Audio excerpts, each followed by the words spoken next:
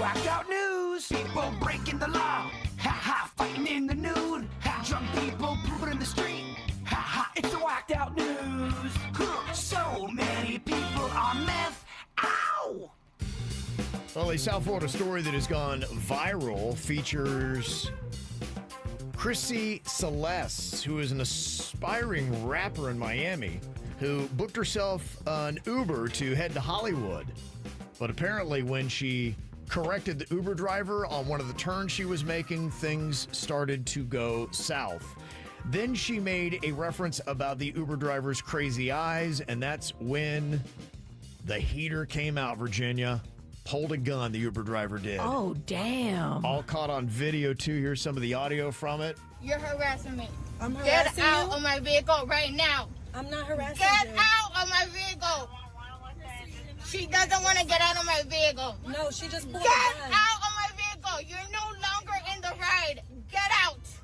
She got them crazy eyes. Get out. Oh. Get out. Whoa, hey now. Them eyes. You only have to ask me once Right. to get out of your vehicle. I'm not here to make a video and get shot. The girl in the back seat is kind of being an instigator of making it worse. As soon as they say get out of my vehicle and it's turned ugly, Yep. you get out of the car. Yeah. You don't stick around and make a video and escalate the situation. Well, it's probably going to work out well for Chrissy Celeste, who goes by the name Bomb Ass Chrissy as a rapper. Okay. She is one of the top 10 up-and-coming rappers in Miami. Here she is talking about the experience to Channel 7 News. I just want justice to be served because I don't want anything like that to happen to anybody else. I was just thinking about my son.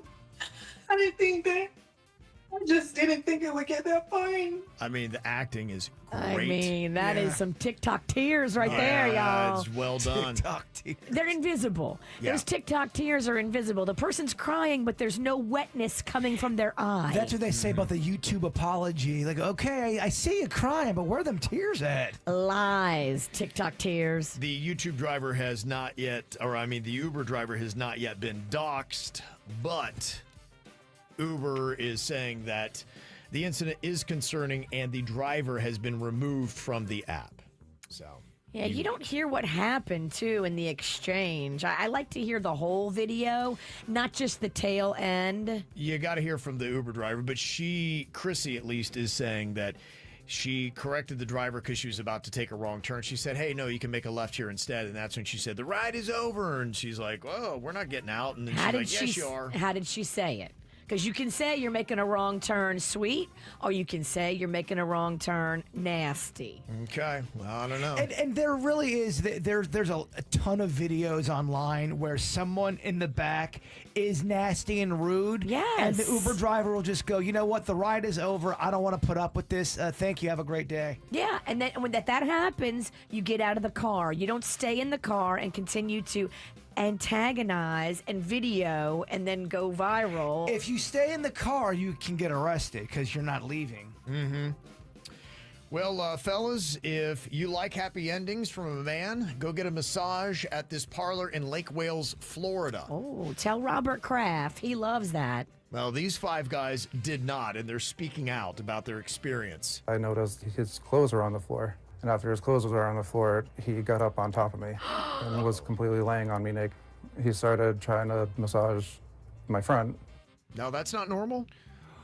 Wait, so the The massage therapist got naked They got on top of during him. the massage and jumped like piggyback on him as he's laying down. you could easily do that and be so caught off guard. Oh, yeah. Oh my God. He thought he was getting lucky.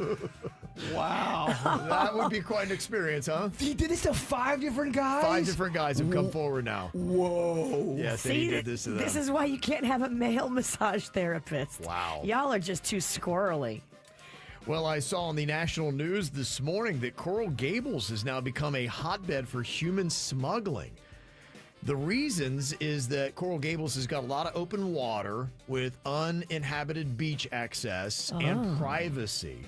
In fact, one channel in particular in Coral Gables leads right to this one small road that goes directly into larger roads. And then as soon as you get through there, if you can get through the channel and get to the road, you hop in. In fact, they had a U-Haul van. Wow. And they get from the boat, they load them all into the U-Haul van, and they had busted them there. But if you get in that U-Haul van and get on that road, you're pretty much you're good to go. Wow. And they Yeah. found the road, and Well, they're busting the people. Yeah, and they've shut down the border pretty much in the Southwest.